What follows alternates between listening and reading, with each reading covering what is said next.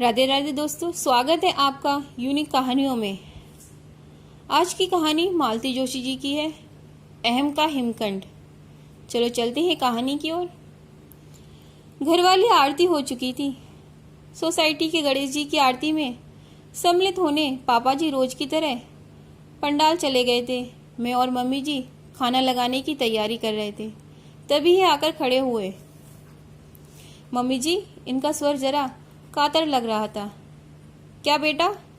Mummy जी ने पूछा और फिर इनके चेहरे की ओर देखकर बोली, अरे तेरा मुंह इतना उतरा हुआ है, भूख लग रही है क्या? रश्मि बेटा, इसका खाना लगा दो। दिन भर बेचारा दफ्तर में दिमाग खपाकर आता है। पापा जी, मैंने बस इतना ही कहा था कि वे बोली, उनकी राह देखने की जरूरत नहीं है, वे जल्दी आने वाले थोड़े ही हैं। वहां भी पंचायत लगाकर बैठ गए होंगे। तो तू इसकी थाली लगा दे। तुम लोग मेरी बात तो सुन लो, बस शुरू हो जाती हो। हाँ बोल। मामा जी का फोन आया था अभी। नानी की हालत बहुत खराब है।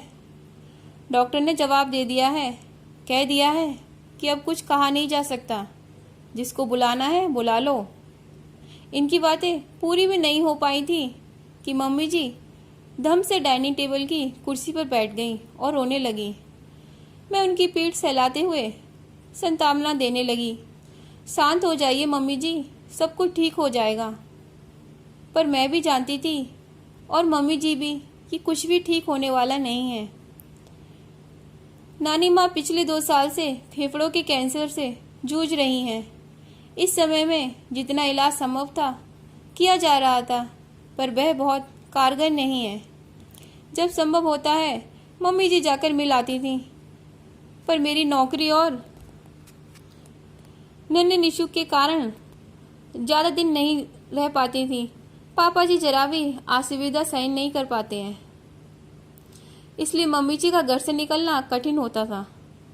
पर इस समय पापा जी की असुविधा से ज़्यादा महत्वपूर्ण थी नानी जी। इसलिए मैंने इनसे कहा, सुनिए, इस समय 8 बजे हैं, अगर आधा घंटे भी आप लोग निकल जाएं तो 12 बजे से पहले पहुंच जाएंगे। पापा जी को आने दो, उनकी अनुमति बिना थोड़ी ही जाएंगे, पर तब तक तैयारी तो कर लो। मैं मम्मी जी का बैग भरती हूँ, तब तक आप पेट्रोल भरवा के लाओ, उतना ही समय बच जाएगा। रहने दो बेटा, वे जाने ना देंगे, मुझे मालूम है। मम्मी जी ने कहा, पेट्रोल तो भरवा लाता हूँ, बाद में जैसा तय होगा देख लेंगे। इनके जाने के बाद मैं मम्मी जी को कमरे में ले गई। हम लोग अपने काम में इतने डूब गए थे कि बैल की आवाज़ ही नहीं सुनाई दी। तो वे निशुक ने पुकारा, तब हमारा ध्यान गया। उसे गोद से उतारकर पापा जी ध्यान से हम दोनों को देख रहे थे। कहाँ की तैयारी हो रही है? उनका स्वर कठोर था। मैंने हिम्मत बटोरकर कहा, मामा जी का फ़ोन आया था, नानी जी सीरियस हैं। तो डॉक्टर ने जवाब दे दिया है। वो तो बहुत पहले दे दिया था। मतलब अब एकदम चला चली की बेला है? वो मम्मी जी का जाना ज़रूरी है। ये कौन तय करेगा? तय तो आप ही करेंगे। मैंने सोचा तब तक उनकी तैयारी कर दूं। कोई शादी ब्याह में जाना है जो तैयारी करनी होगी। मैं चुप हो गई। तब तक ये आकर खड़े हो गए। आप कहाँ से पधारे हैं वरखुदार? पेट्रोल भरवाने गया था। मतलब किसी से पूछने की जरूरत ही नहीं। आप घर पर नहीं थे तो मैंने सोचा यहाँ पांडाल तक ही तो गया था, कोई मर नहीं गया था। इसके बाद कमरे में सन्नाटा छा गया। केवल मम्मी जी की सिसकियाँ सुनाई दे रही थी। कुछ देर बाद पापा जी की गर्जना फिर सुनाई दी। अपने मामा से कह दो घर में गणेश जी विराजे हैं। अनंत चतुर्दशी तक इनका निकलना नहीं हो सकता। इनकी दहशत के बावजूद पता नहीं मुझ में कहाँ से हिम्मत आ गई। मैंने कहा, पापा जी, कायदे में तो आप दोनों को जाना चाहिए, पर कम से कम मम्मी जी को तो भेज दीजिए। यहाँ की चिंता मत कीजिए, मैं सब संभाल लूँगी, ऑफिस से छुट्टी ले लूँगी। उन्होंने आवेश से मुझे घूरा। मेरी हिम्मत जवाब दे रही थी, पर मैं भी डटी रही। पापा जी, गणेश जी तो अगले साल भी आएंगे, हर साल आएंगे, पर नानी जी दोबारा लौटकर नहीं आएंगी। उनकी आंखों से जैसे चिंगारियां बरस रही थीं। सुबोध, उन्होंने कड़कती आवाज में पुकारा। इन्होंने धीरे से मेरा हाथ पकड़ा और लगभग खींचते हुए मुझे बेडरूम तक ले गए। दरवाज़ा खड़काते हुए बोले, तुम थोड़ी देर चुप नहीं रह सकती? मैंने अपने आप को बहुत अपमानित महसूस किया। हाँ, मैं चुप नहीं रह सकती। अगर मैं चुप रह गई तो कल मेरे साथ भी वही होगा जो मम्मी जी के साथ हो रहा है, परसों मेरी बहू के साथ। ये बहू कहाँ से आ गई? अभी बेटा ज़मीन से निकला नहीं है, कभी तो बड़ा होगा। मैंने गोद में बैठे निशु को दुलारते हुए कहा। सारा नाटक देखकर बेचारा सहम गया था। उसे छाती से लगाते हुए मैंने कहा, जिंदगी भर आप उस व्यक्ति के ईगो को सहलाते आए हैं, पर मैं अपने बच्चे को इस मानसिकता में बड़ा ना होने दूंगी। उसमें आत्मविश्वास पैदा करूंगी। ये चुपचाप दरवाज़ा खोलकर बाहर निकल गए। दूसरे दिन की सुबह बहुत बेचिल थी। घर में एक आदर्श तनाव व्याप्त था, एक बेचैनी थी। मम्मी जी की मन स्थिति का अंदाजा इसी से लगाया जा सकता था कि उनका हर काम गलत हो रहा था। सुबह उनकी चाय उफनकर गैस पर गिर गई थी। पूजा करके झाड़ू लगाते समय पता नहीं कैसे झाड़ू चौकी पर रख गई। माचिस पूजा के लोटे में जाकर गिर गई थी। वह तो घर में दूसरी माचिस थी, नहीं तो प्रलय आ जाती। फ्रिज में रखी लाल फूलों की माला बाहर निकालते समय ऐसी उलझी कि फिर किसी तरह पहनाई नहीं जा सकी। उसे बप्पा के चरणों में रखकर संतोष करना पड़ा। पूजा की थाली नीचे रखते हुए हाथ ऐसे कांपते कि पंचामृत की कटोरी नीचे गिर गई। संगमरमर का फर्श पंचामृत से सन गया। ध्यान कहाँ है तुम्हारा? पापा जी दहाड़े। एक काम ढंग से नहीं हो रहा है। नीचे गिरा। पंचामृत साफ करके मैंने पोछा लगा रही थी। पापा जी की बात सुनकर मेरे तन बदन में आग लग गई। वॉश बेसिन में हाथ धोते हुए मैं भुनभुना रही थी। सब जानते हैं उनका ध्यान कहाँ है, पर कोई मानना नहीं चाहता। चुप हो जा मेरी माँ, इन्होंने मेरे हाथ जोड़ लिए। क्यों आफत को न्योता दे रही है? मैं चुप हो गई, पर मेरे होंठ फड़फड़ा रहे थे। ये हर बात में तुम्हारी नसें क्यों फड़फड़ा उठती हैं? क्योंकि आपकी नहीं फड़फड़ाती। अरे एक बार तो माँ के पक्ष में आवाज़ उठाते। घंटों की आवाज़ शुरू हो गई थी। ये आरती के लिए आमंत्रण था। हम दोनों बेबस से ही सही जाकर खड़े हो गए। किसी तरह आरती की औपचारिकता पूरी हुई। पापा जी कपड़े बदलने अपने कमरे में चले गए। पूजा में वे रेशमी धोती पहनते थे, फिर सोसाइटी के गणेश जी की आरती में कुर्ता पहनकर सम्मिलित होते हैं। उनका हर काम नियमबद्ध समयबद्ध होता है। आरती के बाद ये अपना लैपटॉप लेकर डाइनिंग टेबल पर जम गए। रविवार था, ऑफिस जाने का झंझट नहीं था। मम्मी जी वहाँ हथेलियों में सिर दिए बैठी थी। वातावरण बड़ा गमगीन हो रहा था। उसे थोड़ा हल्का करने की गरज से मैंने कहा, मम्मी जी आप बिल्कुल चिंता ना करें, सब कुछ ठीक हो जाएगा। अब क्या ठीक होगा? उन्होंने एक निश्वास के साथ कहा। मैंने भगवान जी को अल्टीमेट दे दिया है कि अगर नानी माँ मम्मी जी से मिले बिना चली गई तो कभी भी आपकी आरती नहीं करूँगी। वाह क्या धमकी दी है! भगवान जी बेचारे तो डर ही जाएंगे। इन्होंने फप्ती कसी।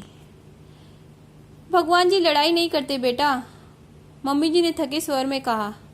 जब इंसान पर बस नहीं चलता तो भगवान की शरण में जाना ही पड़ता है ना। जब वे हमारी कोई इच्छा पूरी करते हैं तो हम उन्हें प्रसाद भी तो चढ़ाते हैं। तो अगर कोई इच्छा पूरी ना हो तो हमें उनसे कुछ कहने का भी हक होना चाहिए। पागल! मम्मी जी ने मेरे गाल पर एक हल्की सी चपत लगाते हुए कहा। उनके होठों पर एक हल्की सी मुस्कान थी। उनके आंसू भीगी चेहरे पर मुस्कान ऐसी लग रही थी जैसे ओस भीगी सुबह में हल्की धूप आ गई हो। सुबोध, ये सिरफिरी लड़की कहाँ से ब्याह लाया तू? आपकी ही पसंद है। इन्होंने लैपटॉप पर नजरें गड़ाए हुए कहा। मुझे लगा है आगे कहेंगे मेरी पसंद तो आपने खारिज कर दिया था। अब भुगतो। खैर पापा जी के सामने ये सब कहने की इनकी हिम्मत नहीं थी। ये सब मेरे ही दिमाग की उपज थी। दरअसल एक पुरानी बात याद आ गई थी। शादी के दूसरे ही दिन रिश्ते की चाची सास ने कान में फुसफुसाकर कहा था, लाडो तुम्हें बहुत ही एहतियात और सब्र से काम लेना होगा। ये शादी उसकी मर्जी के खिलाफ हुई है। उसका मन तो कहीं और था, पर भाई साहब ने उसकी पसंद को पहली फुर्सत में ही खारिज कर दिया था। 2-3 महीने में बहुत सहमी सहमी रही, फिर सब कुछ सामान्य हो गया। अब तो शादी को 3 साल हो चले हैं। अगर इनके मन में कोई फांस है भी तो मुझ पर कभी जाहिर नहीं होने दिया। मुझे लगता है कुछ चाचियाँ और भाभियाँ शादी में इसलिए आती हैं कि नई बहू को पट्टी पड़ा सकें, उनके मन में संदेह के बीज डाल सकें, खानदान की गोपनीय बातें उनके सामने उजागर कर सकें। तुम कल पेट्रोल भरवा कर लाए थे ना? पापा जी पूछ रहे थे। जी। तो अपनी माँ को इंदौर छोड़ आओ। आज संडे भी है, छुट्टी का प्रॉब्लम नहीं होगा। ये एकदम उठ खड़े हुए। तो मैं भी तैयार होता हूँ। मम्मी आप भी तैयार हो जाओ। रश्मि मम्मी का बैग ठीक कर दो। बैग तो कल ही ठीक कर दिया था। ओके मम्मी अब जल्दी से तैयार हो जाओ, मुझे कहीं नहीं जाना है। अरे क्यों? अब तो पापा जी ने कह दिया। उन्होंने कैसे मन से कहा होगा जानती हूँ, 40 साल से साथ हूँ।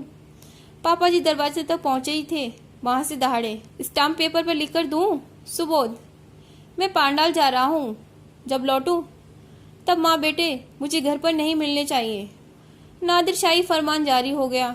अरे ये बात प्रेम से भी तो कही जा सकती थी, पर हर बात में इनका ईगो सामने आ जाता है। मम्मी जी की दाद देनी पड़ेगी। 40 साल इस आदमी के साथ कैसे गुजारे होंगे। मैं होती तो भाग जाती या आत्महत्या कर लेती। इन्हें लौटने में रात के 8 बज गए। स्वाभाविक ही था कि थक गए थे और उदास तो खैर थे ही। नानी माँ कैसी हैं? मैंने पूछा। बस सांस चल रही है और होश में है।